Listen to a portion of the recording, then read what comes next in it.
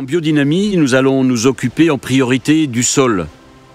Que ce sol reste vivant, faire attention à ne pas le labourer en profondeur, en mettant des tisanes, des éléments d'homéopathie, des plantes. Nous allons renforcer leur réserve immunitaire, leur capacité à auto-réguler les attaques de champignons et de maladies.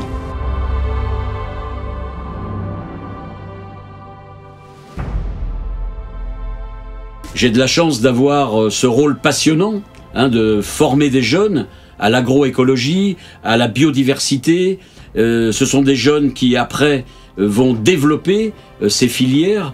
Et c'est très intéressant d'être à leur côté parce que ce sont des jeunes motivés qui veulent faire du bien à la planète. Et en plus, quand ils savent qu'ils vont produire des choses de qualité, des fruits ou des légumes qui sont bons pour la santé des autres, et que c'est bon globalement pour la planète, eh bien là j'ai réussi.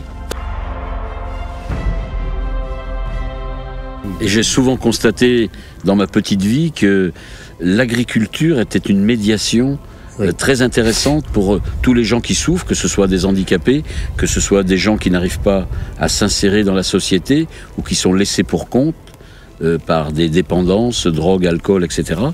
Et l'agriculture, déjà, elle apaise.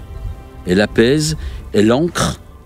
Et j'ai toujours trouvé que ces gens arrivaient à rebondir à partir d'un stage, à partir d'une certaine période de vie chez un agriculteur ou dans un milieu rural.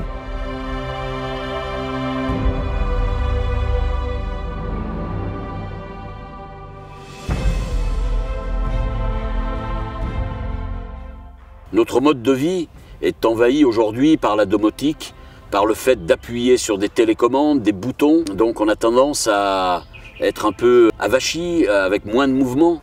Alors que du fin fond de l'univers, qu'est-ce qui a été toujours primordial? C'est ce mouvement, cette spirale qu'on retrouve un peu partout dans l'énergie primordiale, dans l'ADN. L'ADN est une spire. Et tous ces vortex énergétiques qui sont autour de nous, eh bien, on les a un peu oubliés, mais on fait partie de cette force planétaire qui est le mouvement, en fait.